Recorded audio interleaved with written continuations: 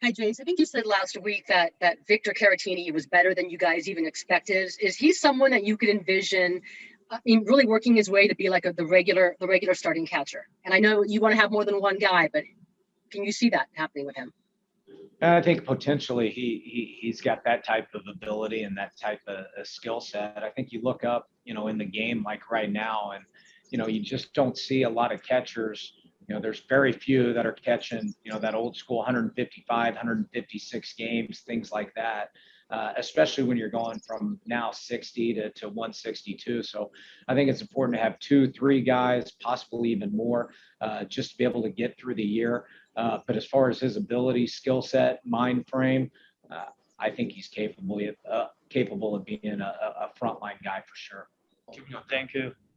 기분 좋고 기분 좋아요.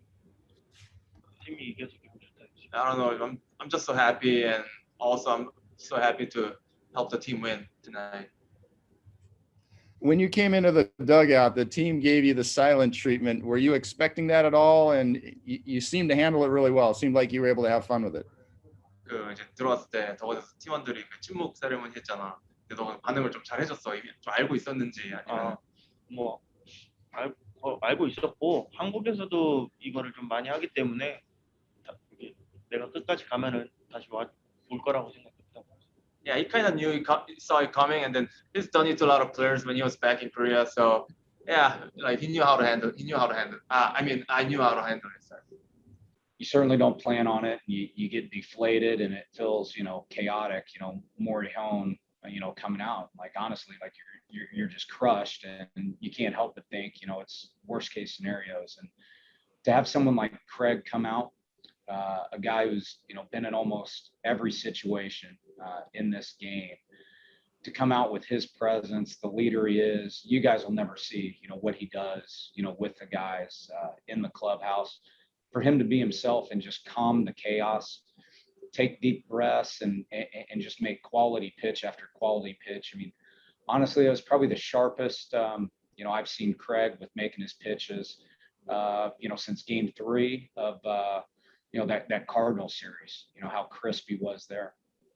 And then, for Williams, for Hill, all those guys, Adams, we're looking for, obviously a little softer landing spot didn't happen. And for him to come in and get the job done to Pagan and Malance, and the way those guys just stepped up today was huge. You mentioned this briefly yesterday, but is it safe to say that Dinelson's potential return wouldn't be a by necessity thing? It would be based on him being ready. It wouldn't be because there's a vacancy in the rotation. It would have to be him fully built up to where he's ready to go. 100% correct. It would not or will not be out of necessity. It will be when he is good to go. And I think we're getting close.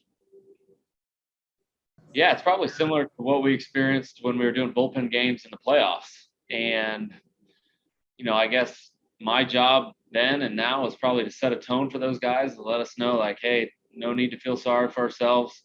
We're going to have to pitch a lot of innings, but this is what we hope for every day. We hope to be able to pitch, and we prepare ourselves every day.